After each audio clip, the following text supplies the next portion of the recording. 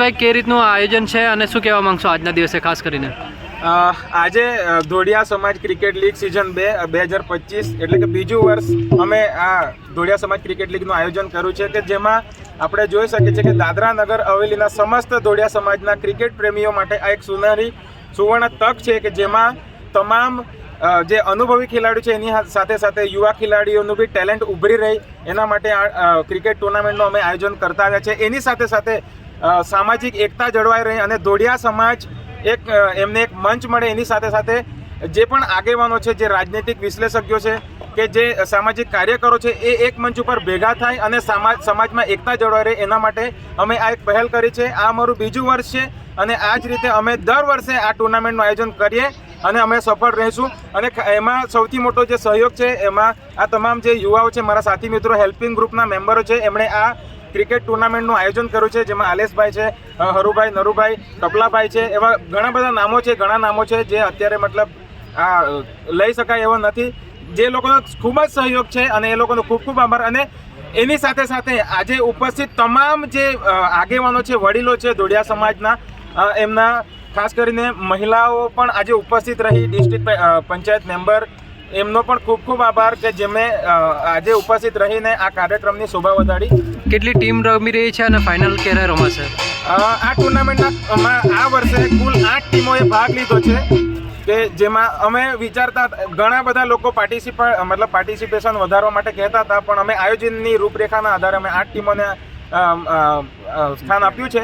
અને આવતા વર્ષે અમે જોઈએ કે વધારેમાં વધારે આ ટુર્નામેન્ટમાં લોકો ભાગ રહે અને આ ટીમોને વધારવાની કોશિશ કરીશું કે જેથી નવા ખેલાડીઓને પણ આ તક મળી રહે. દાદરા અને નગર હવેલીના તમામ ધોળિયા સમાજની સાથે સાથેના જે પણ અન્ય સમાજના પણ લોકો છે એમને પણ ખાસ વિનંતી છે કે આ ધોળિયા સમાજની ખૂબ જ ઉભરતા ખેલાડીઓ છે, જે લોકો ખૂબ જ ટેલેન્ટેડ છે અને એમાં યુવા ટેલેન્ટ પણ છે, અનુભવી ખેલાડીઓ પણ છે.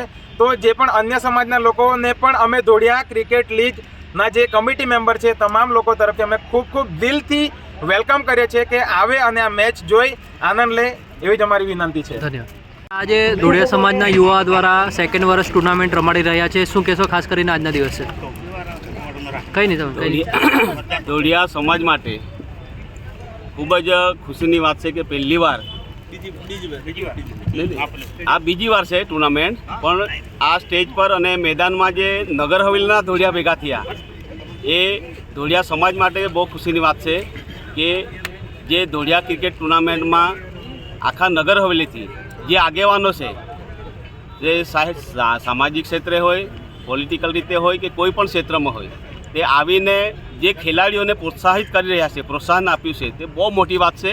અને આવું જ ધોળિયા સમાજનું કોઈ પણ કામ હોય એવો આગળ આવે, દરેક આદિવાસી સમાજ માટે આગળ આવે, દરેક સમાજ માટે આગળ આવે એવી અમે બી ઈચ્છા રાખીએ. અને ખૂબ આજે સરસ ક્રિકેટ આજે હમણાં રમાડવામાં આવી રહી છે અને બહુ બધા માટે ખુશીની વાત છે. દર વર્ષ એનાથી પણ વધારે જોરશોરથી ધોળિયા સમાજની ક્રિકેટ ટુર્નામેન્ટ રમાય એવી અમારી આશા છે.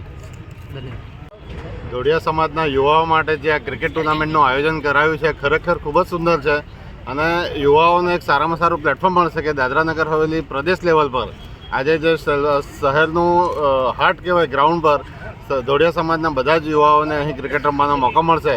અને સમાજ માટે ખૂબ જ ગર્વની બાબત છે કે આવી સારામાં સારી ટુર્નામેન્ટનું આયોજન થયું.